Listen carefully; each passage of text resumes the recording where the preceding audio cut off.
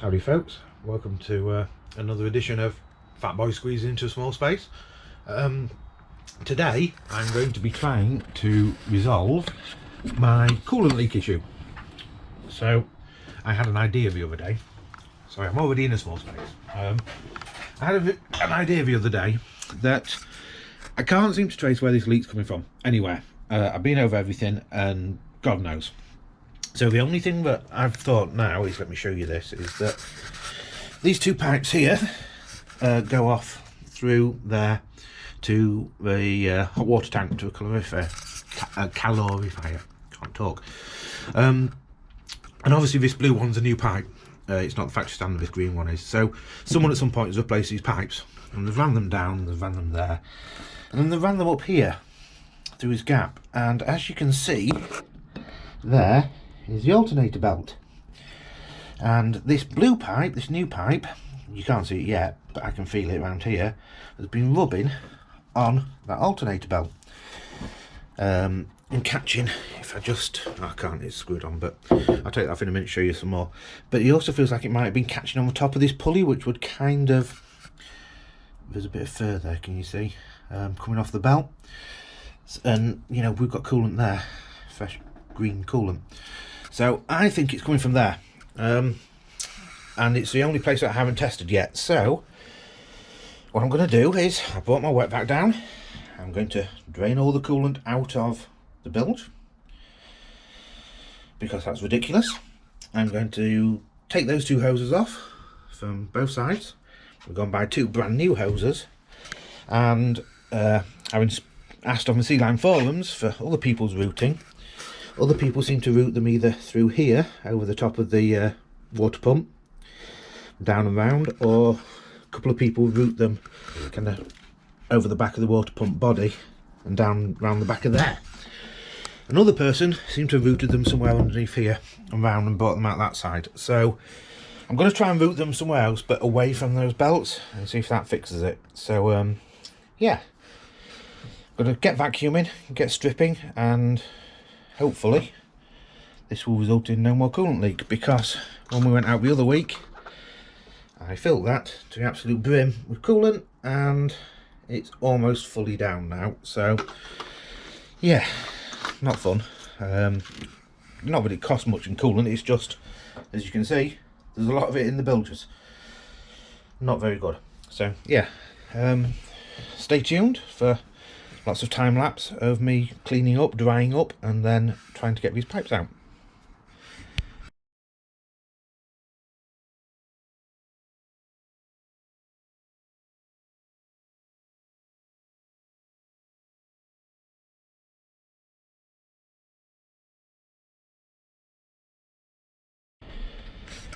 Okay, so taking the cover off, you can see it's been rubbing quite clearly. Look, we've got loads of belt dust up there, and what it looks like, it has also been, this is that new hose I was on about, looks like it's been rubbing against the supercharger belt as well. The supercharger belt looks okay, it doesn't look too bad, but it is starting to go a little bit fluffy, so keep an eye on it. But I don't feel like I need to replace that now. But what I'm going to do is I'm going to get these two clips off here. I'm going to get the wet vac on the end of one of them, suck all the coolant out of all of the lines, so I can then disconnect these from here, disconnect them from a calorifier in there, pull them out and go and buy some new ones. Now, looking at how close that is, I was hoping to maybe route it that way, but looking at the way that's threaded in and it's 90 coming this way, what I think I'm going to have to do is I'm going to have to bring it this way, then maybe up and over the top here maybe, and down and round, but we'll see, we'll work that out in a bit. Okay, back in a bit. So some people ask why I hate being in the engine room. You know, it's easy enough, they say, it's easy to get in, clean all down the bottom.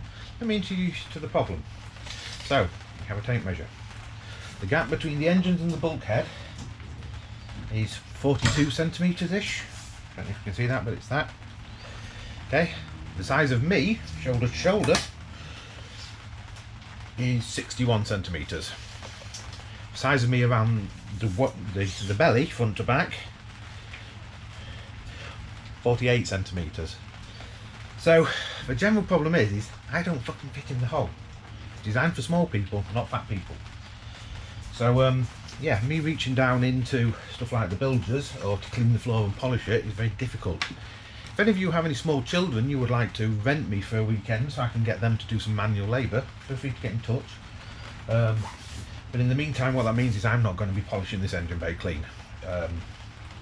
Yeah, really don't fit. But anyway, right, emptied the wet vac because it was full, and now we're going to do a little bit more sucking out of the bilges. So I'll be back in a bit.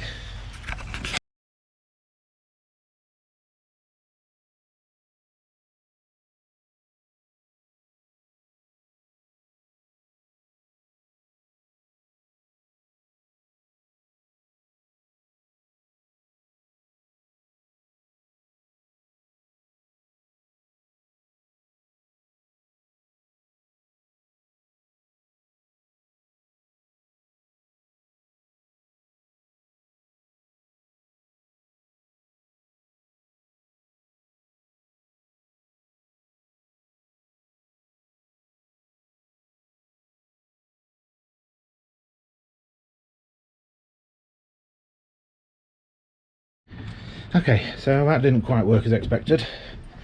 What I was really hoping to do was that the wet vac would grab all the coolant as it fell out. Instead it failed horribly, and that much coolant came out. I have actually sucked it dry, so I need to refill the entire engine. I was really hoping that I would only drain the loops, but they're off. I just got to suck those loops dry so that they don't flood the boat. And as you can see, everything is soaking wet through all the alternator belts, so that all needs drying. All down here, the alternator pulley certainly is full of coolant. The supercharger belt, the main drive pulley, the main drive belt down there going down to the crank, all soaking wet through. So yeah, I've got to get in there with a towel and try and dry all that before I can start the engine up. Plus now I've got to completely refill the entire thing with coolant.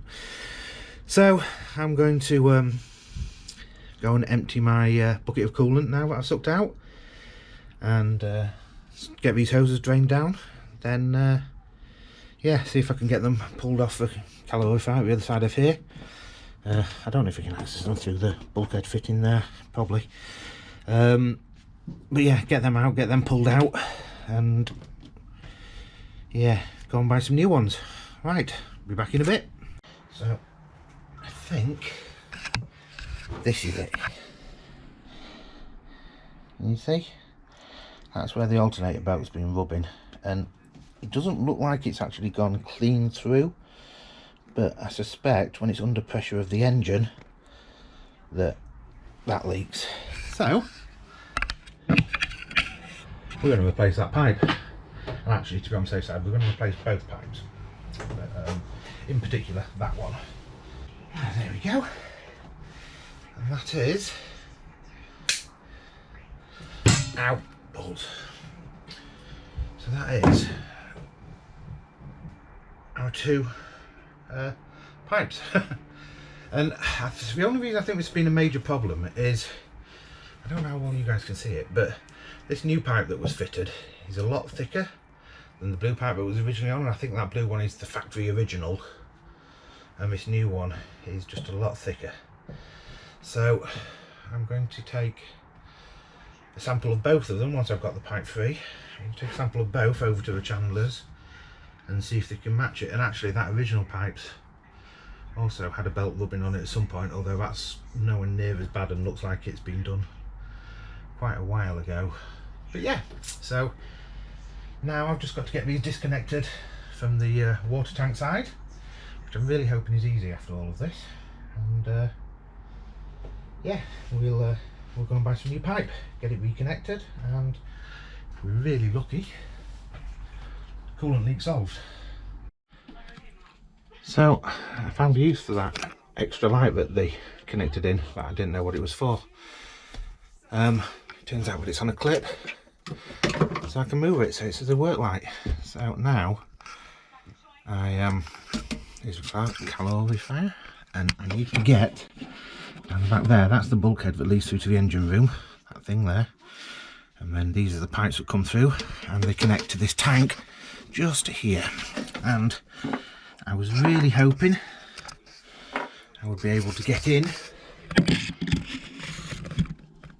without having to move the tank, but unfortunately I am not fitting in there, no way in hell. So there's 2 posies here and 2 there. I'm just going to slacken these straps off that hold the tank steady, and I'm just going to rotate the tank round and out the way, and that should give me enough access to them. So yeah, let's see if we can do this.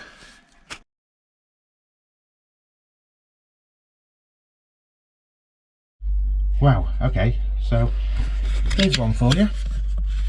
Obviously limited space, I can't move the tank. I was hoping that taking the straps off would lift it, but there's a clamp here and there's one on the other side back there that was nowhere in hell I can reach.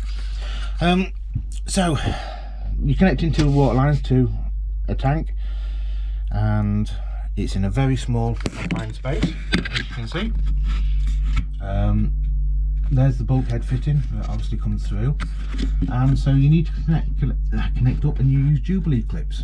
But instead of using a Jubilee clip that's got an exposed screw head on it, or a hex that you could put a socket set on, I don't know if you can see that, I hope you can, but that is a smooth headed Jubilee clip. So the only way you can do that is with an Allen key in the Jubilee clip. Whichever moron did this should be banned from working on anything, because that's the most stupid thing I've ever seen. So now I've got a problem, because my hands don't fit through the bulkhead hole, and I can't get round. Even if I get kind of in and up here, I can only just feel it with my fingertips. I can't get any round, so I now need to go away and come back another day with someone a lot smaller than me. Right, hiya folks, I'm back, and I think I have a solution. Let me talk you through. So I can't fit my hand through there to get through to a calorifier to remove the hoses. Yeah, so I'll leave these hoses here. And what I'm going to do is, I've managed to get 2 2-meter lengths of new hose, which if you look at it, I don't know if you'll be able to see this. So this is the offending hose, the one that gave me all the shit, and if I hold it up against the one I bought, can you see the difference in thickness? That should be the difference between this hose catching on the belt and not catching on the belt. But anyway, so I've got 2 2-meter lengths of this. What I'm going to try and do is get this hose onto there, get the other one onto there. I'm going to try and route them up and round.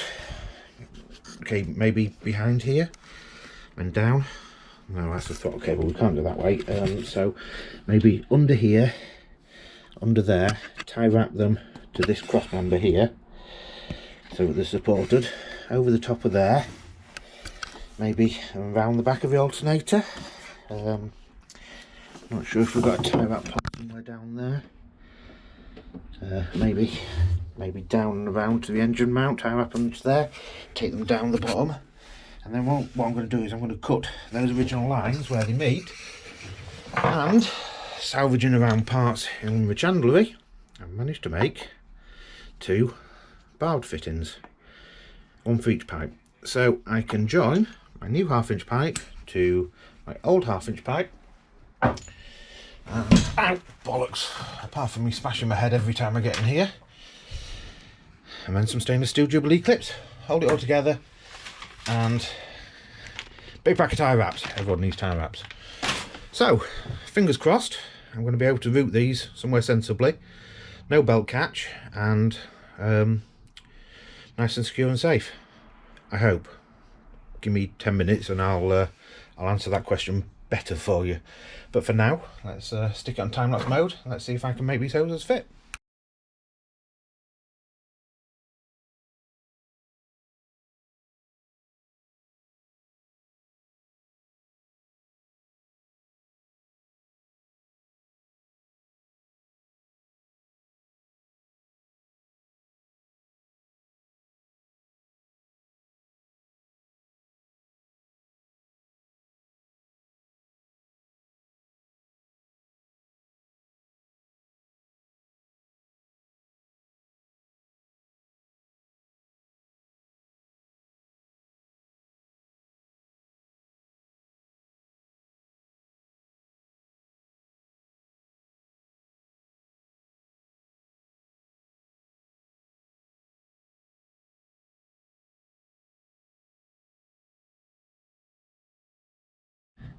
Okay, so that's the easy bit done.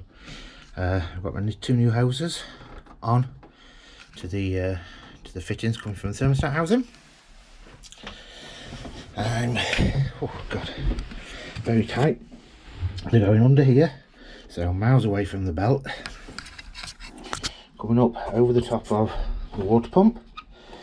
So I'm just going to put a tie wrap around them here to hold them together, and then see if I can put one round to hold it up there. Maybe, may not. I'm not sure if that'll hold or not, but we'll see. And then I've just got to work out how to route them down to meet the other hoses. This is the hard part, because this is the bit that I don't fit. So yeah, I'm not going to record this next bit because there's going to be far too much fat boy ass for you guys to cope with. But hopefully we'll be back in a bit and I'll have all these hoses connected. So see you in a bit. So welcome back to Big Noisy Diesels.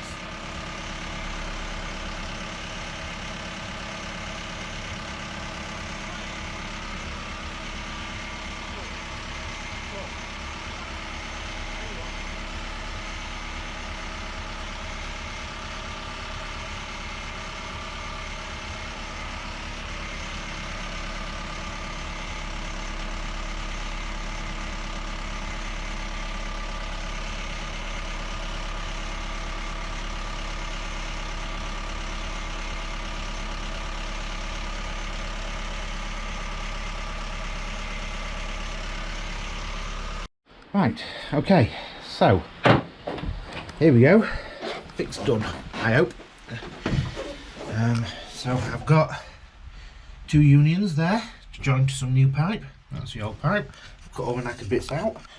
I route underneath the engine truss, round the back, over the water pump, or the impeller housing, water pump behind it, and then onto the fittings on here, and just feeling around for leaks. I've had it running for 5 minutes, feeling around for leaks. I can't feel any leaks, and there are a couple of spots of coolant underneath. I'm really hoping they are just spinning off belts and everything, as everything's getting span up and actually used.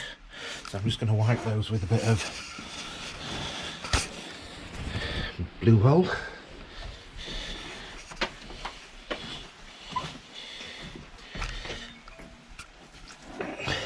And hopefully that will be the last of that.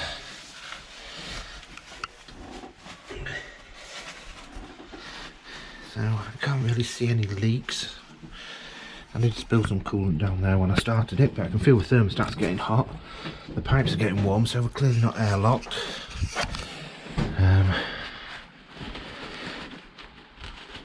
No alarms went off on the engines when I ran them, and now I didn't run them for long, but still no alarms. And hopefully this has built a little bit of pressure. Won't be much, but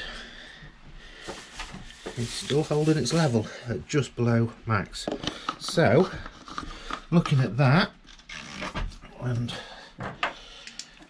looking at the fact that there's no more coolant in there than there was before I started the engines, that looks promising. But everything down here is damp as hell, so one of the things I'm going to do is buy a load of disposable dehumidifiers and throw them down here and try and see if we can soak up a bit of the moisture and all the excess coolant that's on everything. Give me a better idea in future. But yeah, looks promising so far. We'll know more when it goes out for an actual run. But until then, hope you enjoyed me ranting and complaining and swearing a lot. And yeah, I'll let you know how things go on later. Take care. Bye.